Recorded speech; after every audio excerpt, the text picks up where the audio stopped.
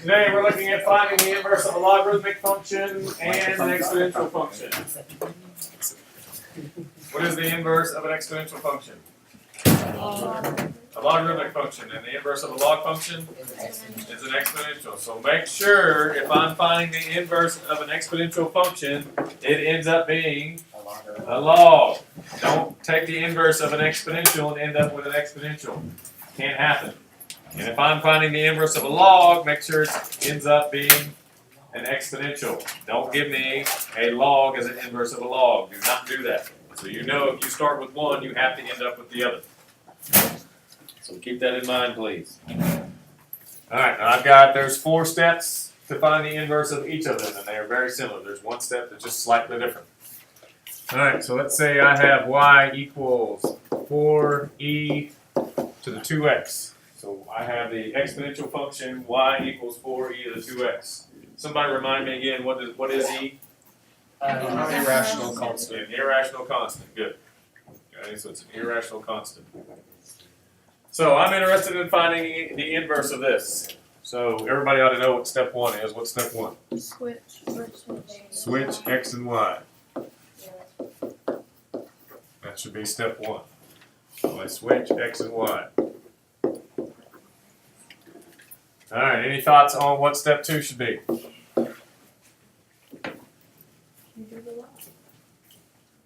don't. I gotta do something before I do that. What do you mean? What could you divide by 2? Or take the You- square you root? solve Would you for y. take like the square root? Let's say that. You solve for y. Not yet. Get rid of the 4. Get rid of the 4. And in getting rid of the 4, what is it that I'm doing? Dividing by 4. Right, but what am I doing when I'm getting rid of the 4? What'd you say? Solving for one. Getting the e by itself. There you go, getting the exponential by itself.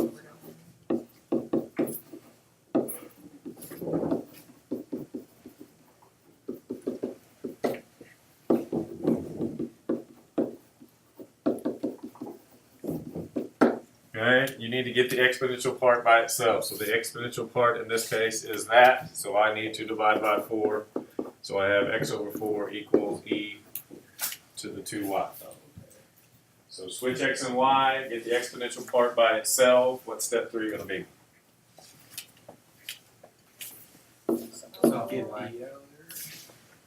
What'd you say, Matt? Like get e, like solve for y.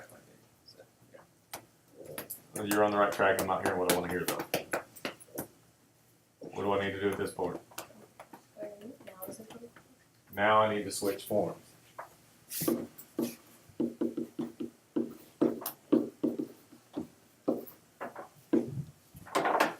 Okay, what do I mean by switch forms? Turn it into a log. And when I turn something into a log, there's 2 things that I need to identify. What are those 2 things?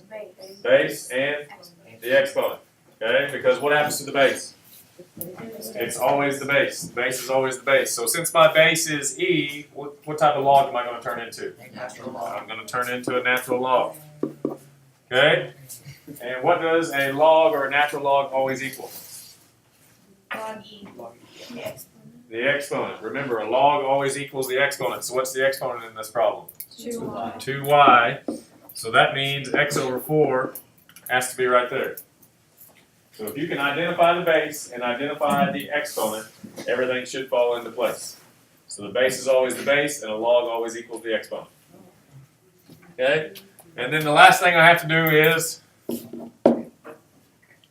several of us have been saying, get y by itself. So I want to solve for y. So what do I need to do to solve for y? Divide by 2. Now, whenever you're dealing with finding the inverse of a log or finding the inverse of an exponential, and I need to divide by something at the end, I want you to turn it into a fraction and put it in front. So if I have to divide by something when I'm getting y by itself, turn it into a fraction and put it out at the front. Yes? So is the base of e understood there? The base of e is understood when it's written as ln. That is correct. Christian? Okay, so you have y, y minus 1. Is that because you're changing the 2 into a fraction? This? Yes. No, this is to identify that I found the inverse of y. Remember, if I got that exponent, you're just saying that I found the inverse when you put that Okay. negative one up there. Why'd you put parentheses around this? To kind of let myself know that once I put something inside the log, it can't change. So I kind of let myself know that that is the part that's inside the log, and I'm not allowed to do anything to it. Okay? Because a lot of people at this point, when they divide by 2, and this is why I like to put the 1/2 out there, is there's some people that would give me that as an answer. Because they would actually go in and divide the x over 4 by 2 and turn it into x over 8. So that's why I want to put the 1/2 out here, put this in parentheses to let myself know I can't do anything to what's inside. So there's 2 things that never change. What are those 2 things that never change? What's inside the log and the base. You never want to change what's inside the log, and you never want to change the base. Okay? So the base always has to stay the same, and what's inside the log, once you put something inside the log, it has to stay there, you can't change it. So, this is the inverse I end up with. Alright, let's try another one.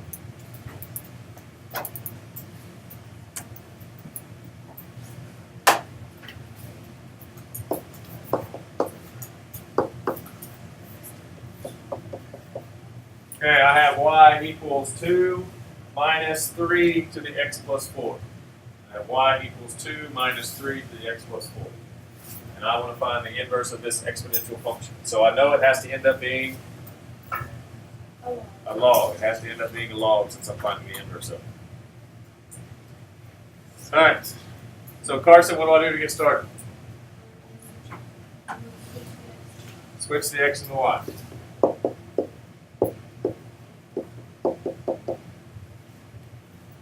Okay, Blake, what's next? You want to get the exponential by itself. So what do I do to make that happen? You would subtract 2 for the size. Subtract 2.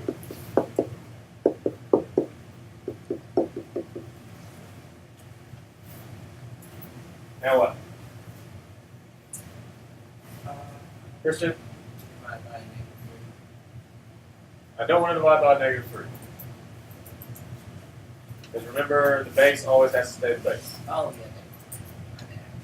Matthew? Is this where you make it a log? I can't do that just yet. I got to do one more thing. You have to get more out of it. Don't have to do that either. Can you say log? Do you have to switch? Base of the log can't be negative, so technically that negative is not a part of the base, which means I need to get rid of it. So that's what I've got to do. So I have to multiply everything by negative. So that makes it 2 minus x over here, and it gives me that. So if there's a negative in front of what looks like the base, you have to get rid of that negative because a base can never be negative.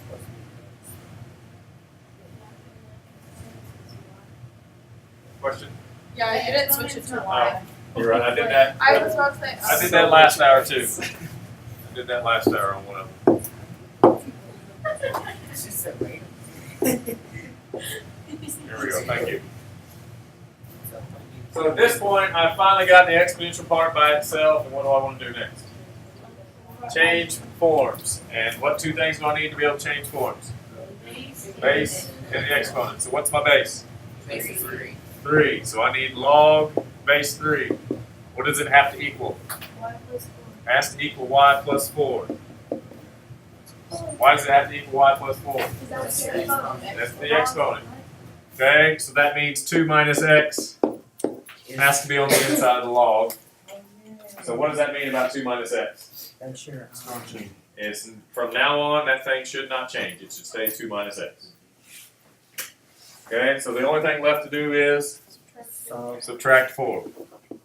So log base 3 of 2 minus x minus 4 equals y. And we put that negative 1 on there to let me know that it's the inverse. So switch the x and y, get the exponential part by itself, switch forms, solve for y. Rachel? In our practice problems, do we need to put y to the -1? Yes, you need to identify that you found the inverse. Okay. Alright, so that's finding the inverse of an exponential. Let's do the other one now. Let's find the inverse of a logarithmic.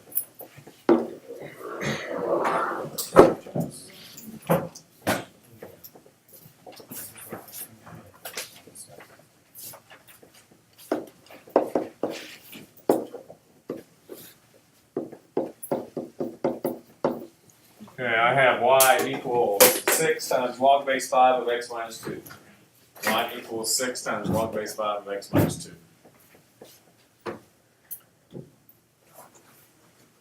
So what do I want to do first? Change your X and Y. Switch the x and the y. There's x and the y. So what do you think step 2 is? Would you try to get rid of the logarithm? What did I do on step 2 when I was dealing with the Get exponential? rid of the, well, you got the exponential function by itself. I got the exponential part by itself, so if I'm dealing with the log, what do you think I need to do? Get that by itself. Get the log part by itself. So that's the only difference in the steps.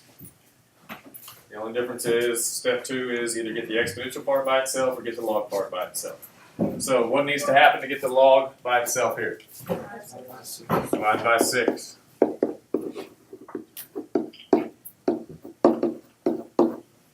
Okay, so now I've got the log part by itself, which means I'm ready to switch forms. And what 2 things do I identify to switch forms? Base. Base and the exponent. So what's my base? Your base is 5. Base is 5, and what does the exponent of it need to be? Y minus X 2. minus. Oh, well, X X over 6. X over 6. Why is it x over 6? It equals the exponent. Because the log always equals the exponent. So that log is equaling x over 6, so that means it's the exponent. So the only thing left is the y minus 2. So then to finish up and get y by itself, all I have to do is add the 2.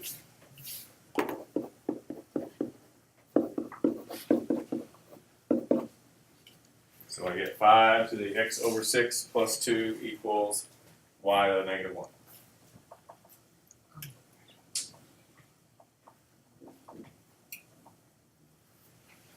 So what should happen if I graph these 2 functions?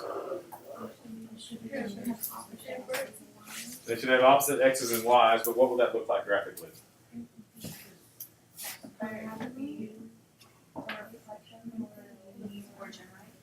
What do you mean by the origin? Give me a line instead of the origin.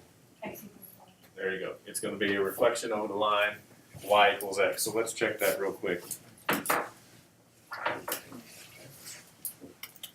That's a different one.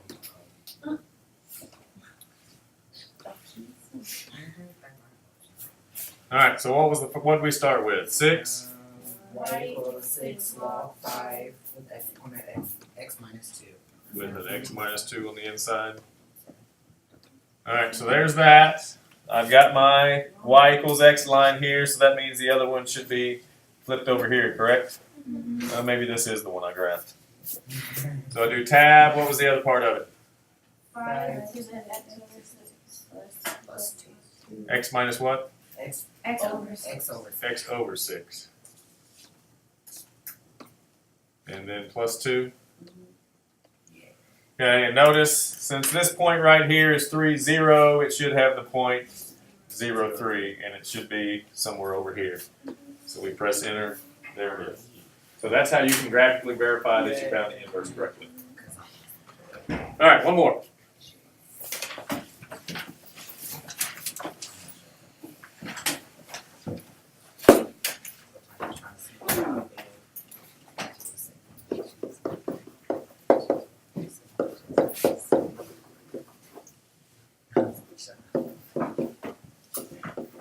Okay, I have f of x equals 5 minus log base 3 of 2x. I want to find the inverse. F of x equals 5 minus log base 3 of 2x. So we'll go ahead and switch. So I have x equals 5 minus log base 3 of 2y. Okay, Kendrick, what's the next step?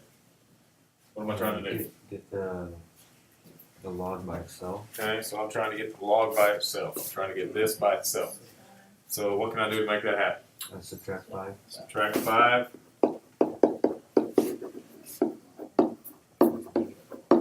Excuse me that. Then what do I want to do? You can have a negative base, so multiply each side by -1. So make it 5 minus x over here. Log base 3 of 2y. Very good. Okay, Gage, what do I do next?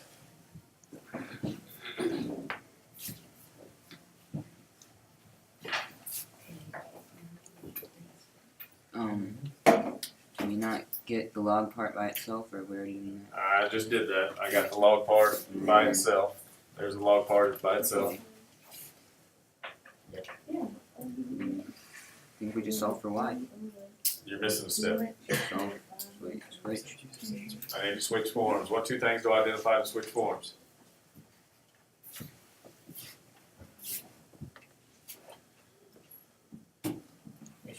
Matthew, help me out. You gotta figure out what the base is. So my base is 3, and what's the other thing I need to figure out, Matthew? Well, what we have right now is solving for the exponent, so that exponent's gonna be 5 minus x. Very good. Exponent is 5 minus x because the log always equals the exponent. So that means what's left is 2y from the exponential. Alright, Nick, what's next? Next. What'd you say? Divide by 2. Divide by 2. And what do I want to do when I'm dividing by 2 at this point? Divide by 2. What did I recommend earlier today? Christian? Put 1/2. Put a 1/2 out front. Christian, you're so good at this. Because what could not happen at that step? Can't divide the x. I cannot change the base because a lot of people, for instance, let's say my base was 4 instead of 3. A lot of people would change this to a 2. But you cannot change the base. So when you divide at the end, when you're getting y by itself, always put the fraction out front and leave. Christian? Is that 5 minus, would that be 5 minus x? It is, thank you. So, the base is the base no matter what. Base is the base no matter what. It does not change. You cannot change it.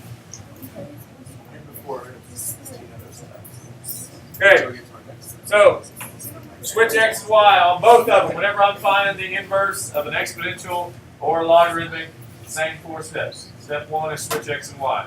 Step 2 is either get the exponential part or the log part by itself. Step 3 is switch forms, and step 4 is get the y by itself.